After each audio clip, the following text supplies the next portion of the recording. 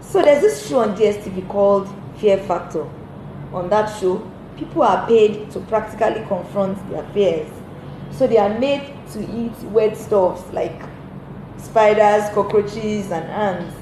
While I'm not a vegetarian, I doubt that I would have lasted on any worm eating shows for various reasons, chief of which is the fact that I am not compelled.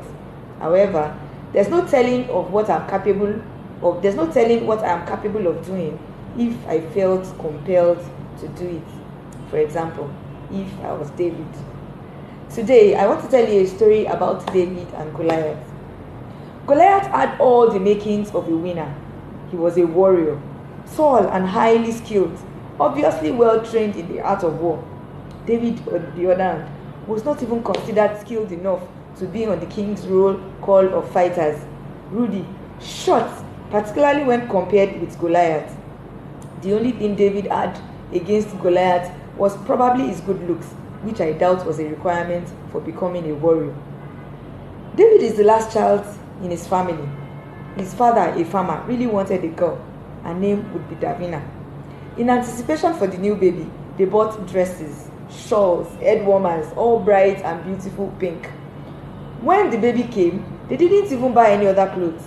For many months, his siblings were sure David was a girl. In his early days, he was raised as one until his brothers were drafted into the king's army. Then David was moved to the farm to take care of his father's herds of cattle. Tato Rattle, Tina the corny cow. These are the funny names David gave to his newfound family. He always felt like an outcast anyway. He would play harp to entertain his new siblings while they drank water at the stream just beside Mr. Kobe's house. For goodness sake, can I get some sleep? Mr. Kobe would be heard grunting.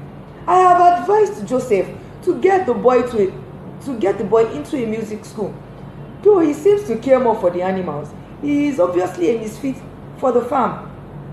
Perhaps he would do better on the battlefield, Mrs. Kobe suggested gently. Mr. Kobe scoffed. Battlefield? Woman, there is a spec for the king's men, you know.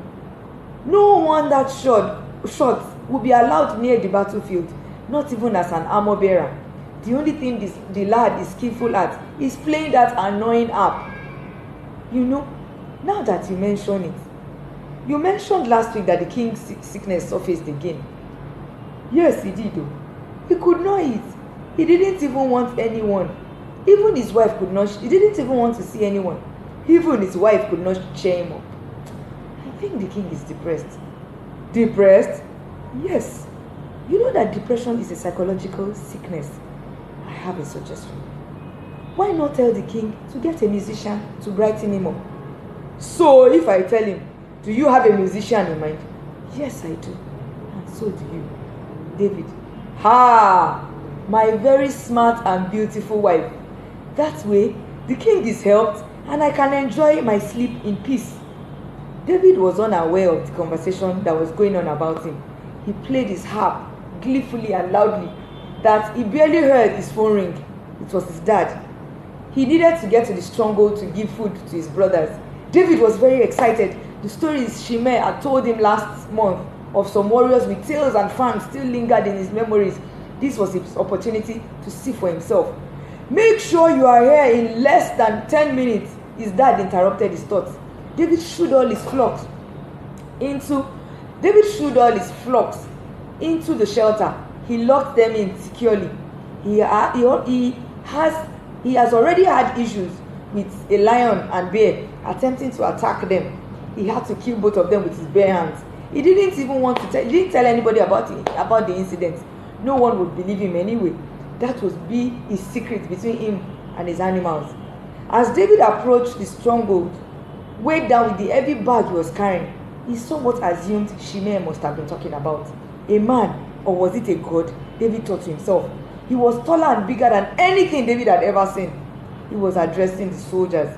No, it was more like he was threatening them. I will grind you into pieces. Bring all your best men against me. I will make a mockery of the entire army. David was instantly afraid. He almost turned back until he was spotted by one of his brothers. Ha, David, we have been expecting you. Who is this man?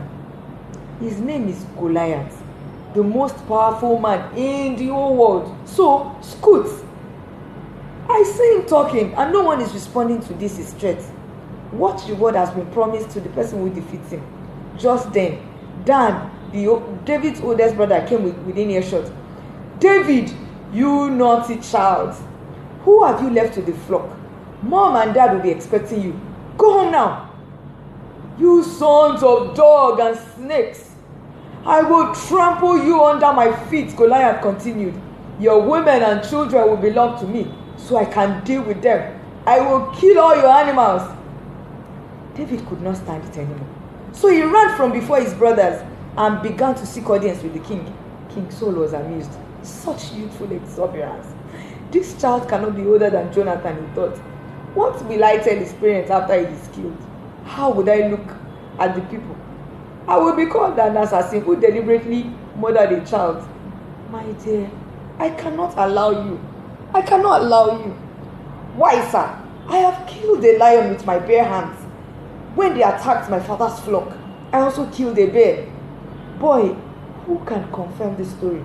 His brothers are here. Let us ask him. Dan, your brother says he has killed a lion with his bare hands. All the soldiers laughed. Although the boy practically sleeps with the animals, Dan said, he has done nothing of such. Yes, I have. And I can kill this uncouth man. I can kill this blabbermouth. Son, I'm going to give you a chance. Do note I am not responsible for your death, the king said. I will not die, sir. At least wear my armor.